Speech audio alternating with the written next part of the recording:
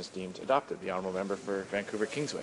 Thank you, Mr. Speaker. Mr. Speaker, I rise to introduce a bill that, if adopted, will bring transparency to the temporary resident visa or visitor visa process.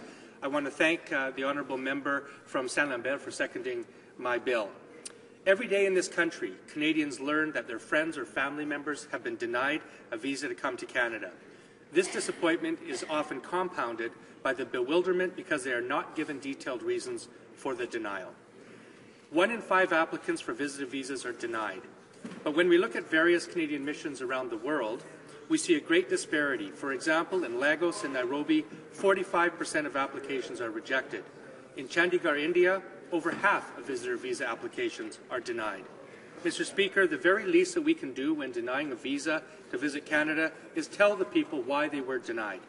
This initiative will help Canadians and people around the world understand our immigration system better, provide transparency and greater accountability.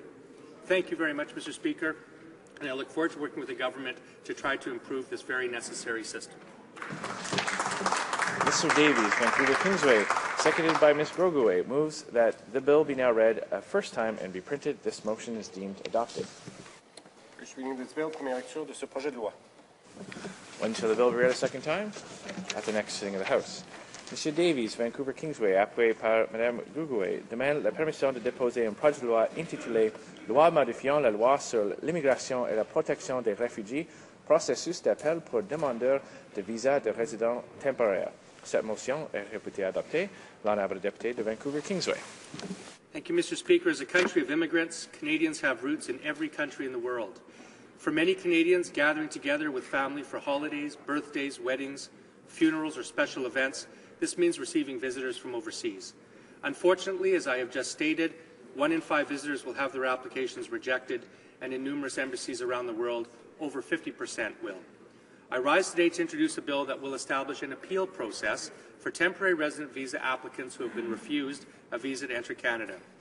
Mr. Speaker, the visitor visa approval system is, by design, subjective and often comes down to a judgment call on behalf of the visa officer.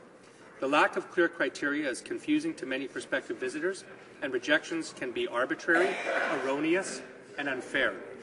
This bill will provide an appeal so there will be transparency and clear standards for all applicants. Such appeal tribunals are already available to visitors in England and Australia. It is time we bring fairness and transparency to those who want to visit Canada and their Canadian friends and relatives. Thank you, Mr. Speaker.